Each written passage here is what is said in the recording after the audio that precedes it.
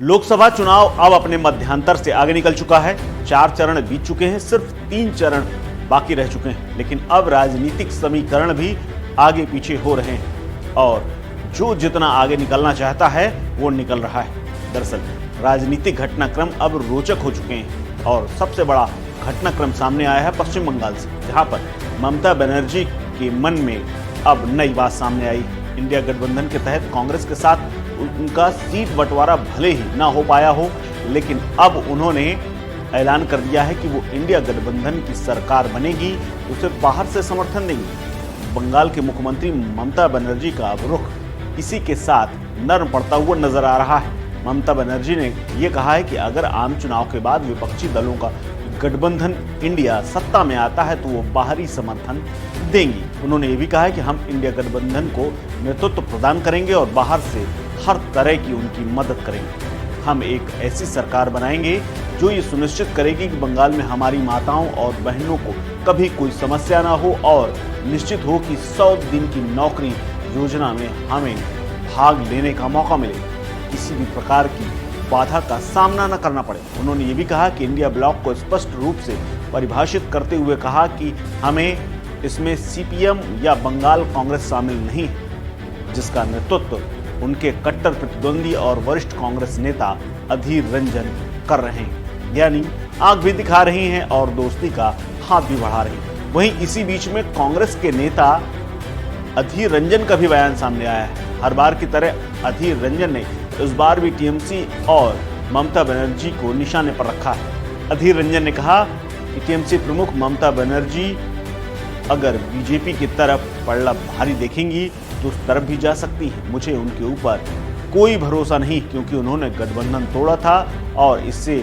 सब ने देखा है। कहां से अंदर बाहर कैसे क्या करेंगे उनकी पता कर लो, उनसे पूछ लो। मैं उनसे भरोसा नहीं करते। गठबंधन छोड़ के भागी उन्होंने, उनकी बातों पे कोई भरोसा नहीं।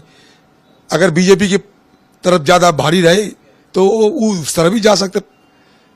मुझे उनके ऊपर कोई भरोसा नहीं कि गठबंधन तोड़ने वाली ममता बनर्जी सबने देखा है। आपको बता दें कि मौजूदा लोकसभा चुनाव 2024 अब 5वें चरण की ओर बढ़ चुका है।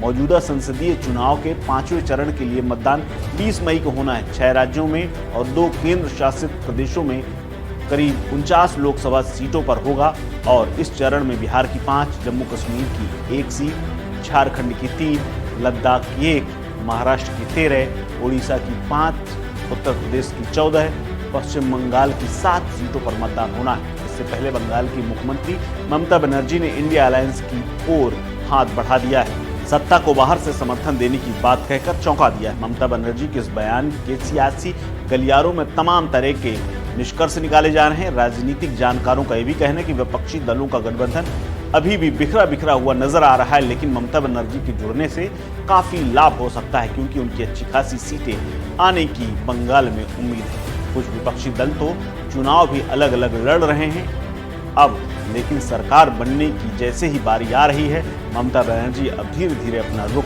बदल रही है। चुनाव बाद भी अगर सरकार बनाने का मौका मिला तो ये एक साथ रहेंगे या नहीं, इस पर सस्पेंस बना हुआ है। लेकिन ममता बनर्जी ने तो साफ कर दिया है कि वो इंडिया गठबंधन का साथ भविष्य में देने को तैयार है। यानी ममता बनर्जी ने लोकसभा चुनाव में 400 सीट हासिल करने वाले बीजेपी के महत्वाकांक्षी लक्ष्य पर संदेह व्यक्त करते हुए स्पष्ट कर दिया है बीजेपी की सरकार नहीं आ रही। दरअसल एक रैली के दौरान उन्होंने ये कहा कि बीजेपी 400 सीटें जीतने का दावा कर रही है, लेकिन लोग कह रहे हैं कि इस बार ऐसा नहीं होगा। तृणमूल केंद्र में सरकार बनाने के लिए इंडिया गठबंधन का बाहर से समर्थन देने की स्थिति में होगी। बनर्जी ने बंगाल में संशोधित नागरिकता अधिनियम यानी सीएए, राष्ट्रीय नागरिक पंजीकरण यानी एनआरसी और समान नागरिक संहिता यूसीसी के लागू करने के खिलाफ अपनी पार्टी की अड्डी घोषणा पर भी अभी भी कायम है। यानी यूसीसी, एनआरसी और सीएए को लेकर ममता बनर्जी का रुख बिल्कुल भी नहीं बदला है और उन्हें उम्मीद है कि इंडिया गठबंधन की सरकार बनेगी तो ये फैसले वापस होंगे। अब देखना है कि ममता बनर्जी की इस कहे पर क्या आने वाले समय में कोई भविष्य दिख सकता है। क्या इंडिया गठबंधन की सरकार बनने की स्थिति में आएगी, क्योंकि मोदी सरकार और बीजेपी ने 400 का लक्ष्य रखा है और अब 5वां चरण आने वाला है। 3 चरण बचे हैं। क्या कुछ होगा, बेहद दिलचस्प होगा ये देखना। फिलहाल इंतजार 4 जून का है। इस खबर में इतना ही। अपडेट्स के लिए बने रहिए वन इंडिया हिंदी के साथ।